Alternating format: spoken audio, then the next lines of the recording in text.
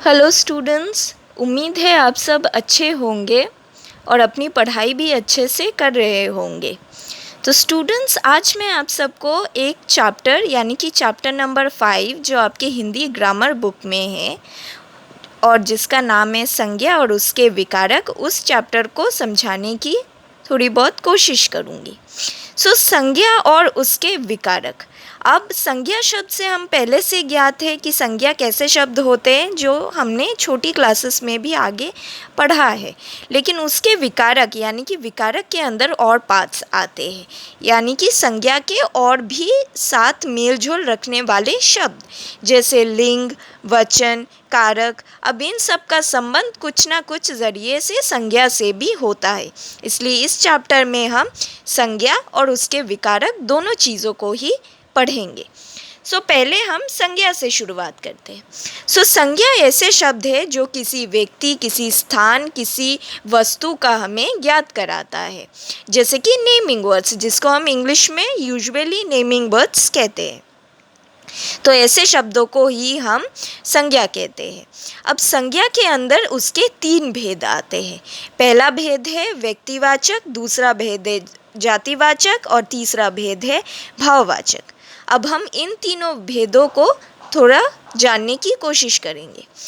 पहला है व्यक्तिवाचक।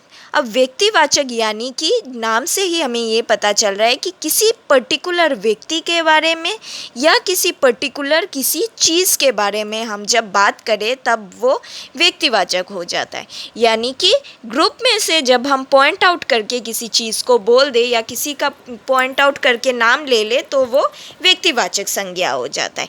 जैसे कि हिमालय से हमें पता है कि हिमालय एक पर्वत है और वो एक ही है। अब जैसे भारत देश, अब भारत देश में कई सारे शहर हैं, लेकिन अगर मैं किसी पर्टिकुलर शहर का नाम ले लूँ तो वो हो जाएगा व्यक्तिवाचक संज्ञा। जैसे कि अगर मैं मुंबई शहर की बात करूँ तो फिर ये हमारे पूरे देश के अनेक शहरों में से एक ही शहर है, तो वो आ जाएगा हमारा व्यक्तिवाचक संज्ञा के अंदर। दूसरा है जातिवाचक। जाति यानी कि किसी वर्ग को ये दर्शाता है, किसी जाति को ये, किसी समूह को ये दर्शाता है। जैसे कि भारत देश की सेना। अब सेना से मैं किसी पर्टिकुलर इंसान का नाम नहीं ले रही हूँ या फिर किसी पर्टिकुलर व्यक्ति का नहीं जो कि सेना में काम कर रहा हो, लेकिन सेना क्या दिखा रहा है कि एक पूरा ग्रुप दिखा रहा है कि वो सभी व्यक्ति सेना के अंदर ही काम करे, यानी कि ये जातिवाचक में आ जाता है। तीसरा आता है भाववाचक, यानी कि किसी का गुण, किसी की दशा, किसी की अवस्था जो शब्द दर्शाते हैं वो सब भाववाचक संज्ञा में आ जाते हैं। यानी कि किसी का सिचुएशन या फिर किसी के एक्सप्रेशंस या फिर किसी का टैलेंट या फिर अवगुण, ये चीज़ें हमें भाववाचक संज्ञा से पता चलती है। अब हम धीरे धीरे संज्ञा के विकारक को जानने की कोशिश करते हैं। पहला है लिंग। अब लिंग ऐसे शब्द है जो स्त्री या पुरुष जाति को पहचानने में हमारी मदद करता है।